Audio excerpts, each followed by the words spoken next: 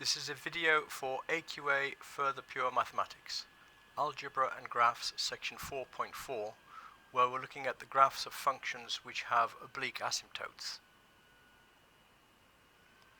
In previous videos we've considered graphs of rational functions where we've got p of x over q of x, and to do that several steps involved. First step, usually to look at where it crosses the axes, so when y is equal to 0 and x equal to 0, and then to check if there are any vertical asymptotes, and that will happen if the denominator is equal to 0. The next step is to examine the behavior of the graph as x approaches plus or minus infinity. Now, the sort of thing that we've had up until now has had the order of p of x being less than the order of q of x. So, for example, we might have looked at something like x over x squared plus 1. This, as x approaches infinity, is going to approach 1 over x as x approaches plus or minus infinity. And so we end up with horizontal asymptotes. However, if the order of p of x is greater than the order of q of x, then the graph approaches an oblique asymptote. In other words, one which is at an angle to the x-axis. Now, to find that oblique asymptote, we first of all need to find the quotient and remainder when we divide p of x by q of x. So I'm going to look at an example of that now. So you can see in this function here we've got x squared plus 3x plus 6 over x plus 1, so that the order of the numerator is order 2 and the denominator order 1. So when we're considering the behavior as x approaches plus or minus infinity, the first thing we should do is to work out the quotient and remainder when we take the numerator x squared plus 3x plus 6 and divide it by the denominator x plus 1.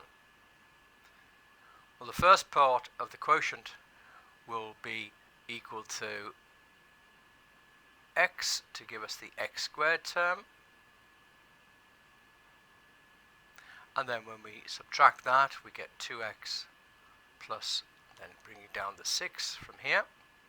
So the second part of the quotient has to be 2 to give 2x plus 2, and therefore we end up with a remainder of 4. This means that we can write y as being equal to the quotient x plus 2 plus the remainder 4 divided by x plus 1. If you're unsure about that, just think about taking 9 and dividing it by 4. We get the value 2 and then remainder 1. So that means that 9 over 4 can be written as 2 plus 1 over 4, 2 1/4. So in general, p of x divided by q of x can be written as the quotient plus remainder divided by q of x. Now, once we've done that, we can decide, well, what happens to the function as x approaches infinity.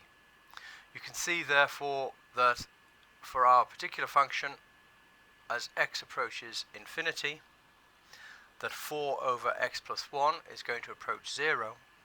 So therefore y approaches the quotient, which is x plus 2, as x approaches plus or minus infinity.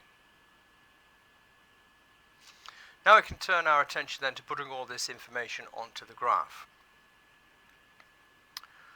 We know that as x approaches -1, that we have x minus 1 is a vertical asymptote.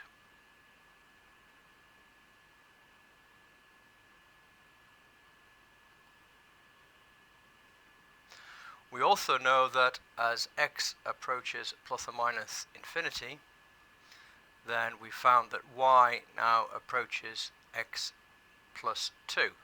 So we can put that on as our other asymptote. Now let's consider what happens when x is equal to 0. When x is equal to 0, we can see that y is equal to 6. So the graph is going to cross the y-axis at 6. So the graph is going to be approaching the vertical asymptote, the positive side for x is greater than -1, and it will be approaching the negative side for x is less than -1. As x approaches infinity, we know that it's approaching the oblique asymptote that we've just found, and also we're going to negative infinity. So therefore the graph must then be something like the following, joining those things together. Now we're not sure exactly where this maximum is here or this minimum, but they could be found if you require to by looking at a horizontal line which is y equal to k and seeing when we get one solution to that. So we would have a line through here.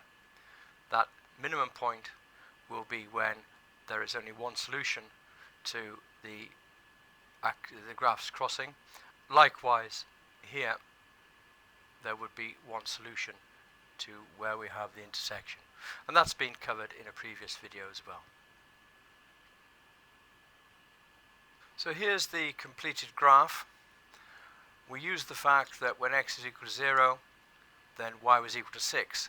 The other thing that we could have considered was whether there was a value of x for which y was equal to 0. If you check the discriminant for the top line, you'll see that b squared minus 4ac is less than 0.